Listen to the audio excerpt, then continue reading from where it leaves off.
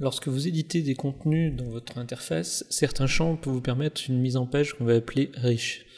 Elles permettront ainsi de jouer sur les tailles de corps, l'alignement, insérer des objets immédiats comme des images. Nous allons décrire ici un petit peu les différentes étapes de cette mise en page riche.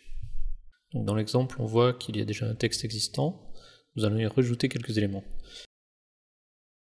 Le premier vous permet de choisir parmi des styles de texte prédéfinis, de jouer sur une hiérarchie de titres.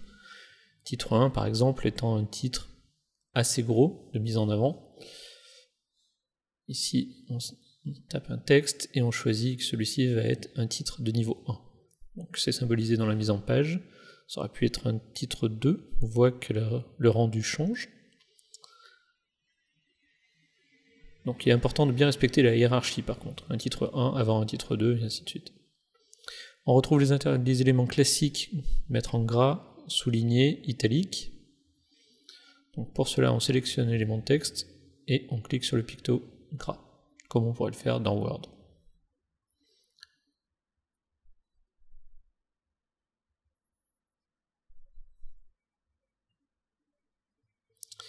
Les suivants vont vous permettre de mettre en indice ou en exposant.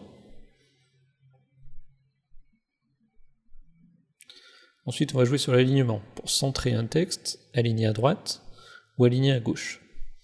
On évite d'utiliser le texte justifié sur Internet qui n'a pas de sens. Ensuite, on peut jouer sur les listes à puces ou des listes numérotées.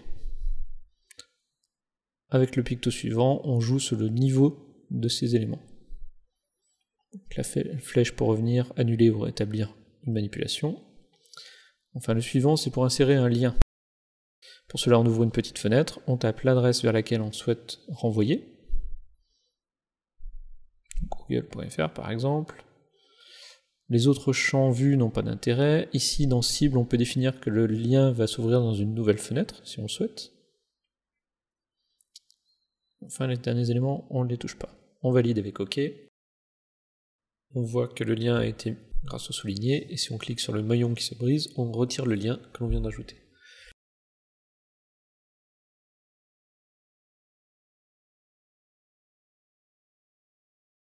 Pour insérer une photo, un objet ou une balise personnalisée, ce sont les trois pictos qui suivent. Texte littéral ne sera pas utilisé ici. Ensuite, on peut insérer des éléments de type tableau. Donc, le tableau permet d'aligner des éléments comme on pourrait le faire dans Excel. Ici, on me demande le nombre de lignes et de colonnes que je souhaite insérer. On peut jouer sur la largeur en pourcentage occupée dans la page, et il est très important de rentrer un résumé, summary, une légende, et on valide. On voit que notre tableau est inséré, il suffit ensuite de remplir les cellules, comme on peut le faire dans Excel.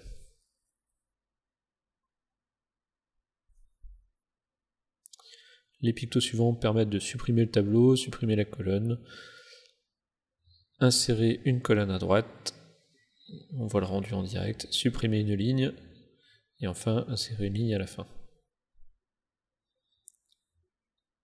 Ici, je supprime mon tableau.